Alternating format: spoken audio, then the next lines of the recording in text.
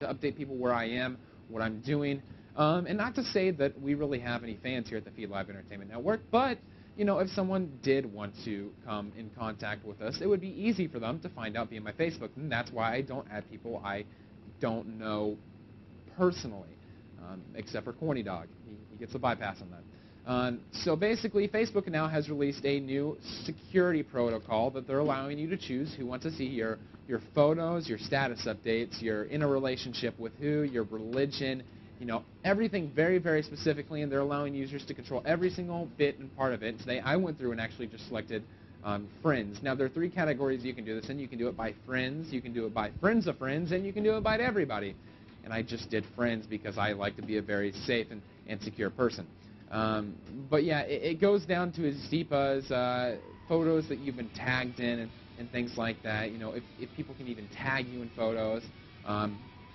And they've been getting really harassed lately, Facebook has. And that's why they're making this over-necessary, in my opinion, security protocol now, with being able to choose down to the specifics of even who gets to see your Farmville posts. It's on a deeper level than social networking should go, in my opinion. By the way, I signed up for Dig today, the Feed Live. I signed the whole group up as one. Pretty cool website. Check out some of our stuff there. I'll be digging more often. So yeah, I wanted to talk about the Facebook thing, and guess what? Last week we were talking about the e-fraudulent thing, and I don't know if Brett has my email up. If you could pull that up, I have a message on the other machine, Brett, from Charles Zink, who emailed me. I selected him to be the one who was like, hey man, just search for Charles Zink in my inbox. Charles Zink was the one that I selected, that he had the best response with the whole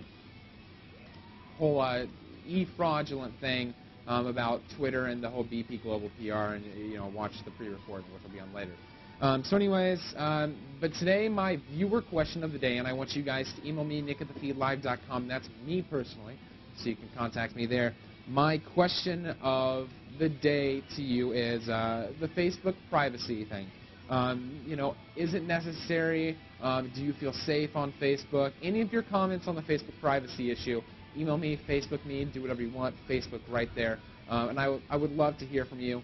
But basically what Charles Zink told me last week was now that, Brett's not going to be able to pull up, that's totally cool. Charles Zink, what he said, and by the way, Charles Zink is the Nerd TV. You guys can go ahead and follow him on Twitter. He told me that Facebook now has released a new sort of type TOS type thing that says basically anyone impersonating anyone else can actually take down that Twitter account, and there's actually a page to do that from now. So he made a joke in there. It was pretty funny. He said, unless the vice president of BP finds the BP Global PR fake Twitter account as funny as we do, then they're probably going to end up taking it down. I'm not sure as of today if it's been taken down or not. I have not checked, but I imagine in the upcoming days, if not today or it's already been done, that BP Global PR will be taken down under the new Twitter TOS. Yeah. So email me though. Today's question of the day is Facebook privacy. Is the new Facebook terms, are they good? Do you feel safe, secure? Is it too much? You know, and has social networking become overcomplicated due to the worry of people finding out your business? So that's what I have. Today, we mentioned we separated last week, and we do it every week here on my show W3B. We separate the show into courses. Today, the first course was sort of a social type thing, also mixed in with my announcements I had, and that's your appetizer. The meal is the Twitter and the Facebook privacy thing. And now, we're already to the dessert, and I've got some other stuff planned for you guys, too. I'm going to reach down here to my left and grab this. It's college time, guys. Not for me. But for a lot of people, it is. High school students graduating, getting ready to head off to college next year. What is one of the things you buy when you go to college, guys, unless you can't afford it, I guess? What's one of the things you buy? I don't know. Laptop. Brock's got it exactly right. Brett got a laptop for his open house. It's a pretty cool laptop. It's running the presentation right over. right back here. Anyways, what we're going to be talking about today is, seems like the most popular type of laptop to get in college students is nowadays a Macintosh. Brock has a black Macintosh. It's one of the last generations, not the unibody. And he's got some really cool stickers on it. I think he's going to bring it up here. And it looks great. I love Macs. I've always liked Macs. I'm not going to college, and I still like Macs. Brock, my audio is messing up. This is Brock's Mac right here. It's the black MacBook. The black MacBooks, when they still had them, actually they do still have them. They're just one model.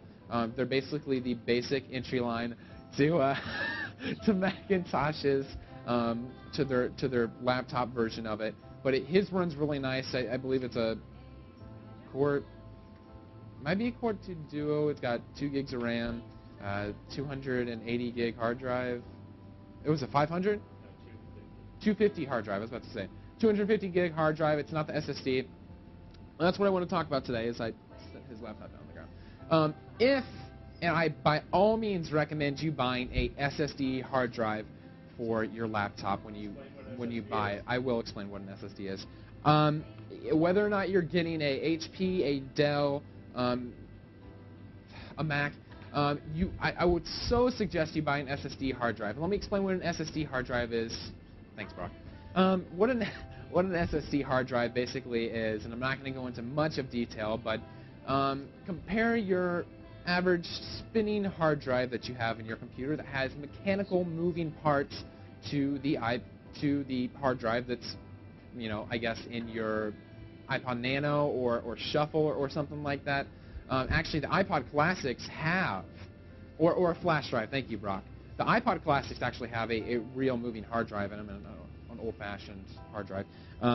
But yeah, flash drives are also flash memory, or SSD.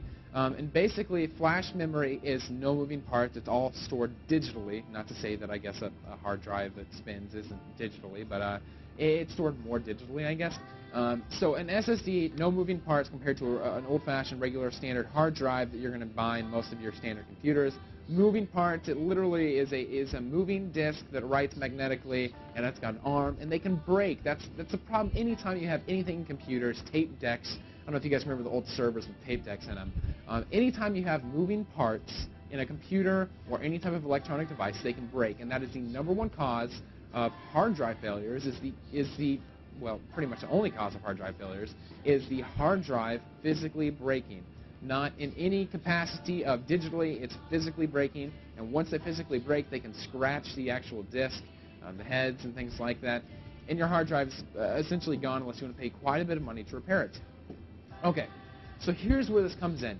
Your laptop suffers more shock than almost anything, any type of electronic device other than like a handheld MP3 player such as an iPod. And so the iPods work really well because most of them flash except for the Classic, which Brock has already broke one of them.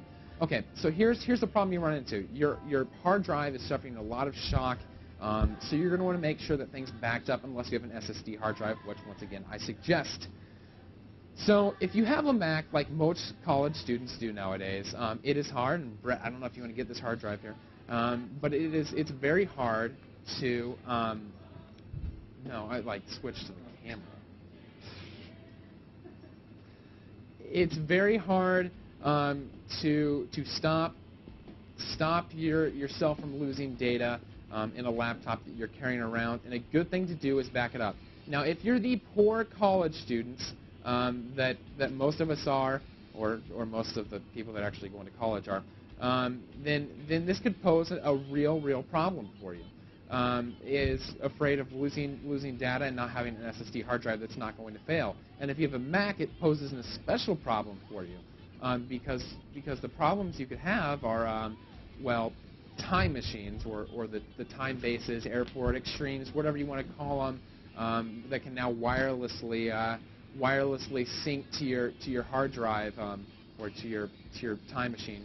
And they're very expensive. They sell them in 500 gig and 1 terabyte models. They sync over wirelessly, and you don't have to connect them to anything. They're really nice. If you have the money for them, by far, buy them. If you can get an SSD and a time machine, it's going to speed up your computer because SSDs run faster as well.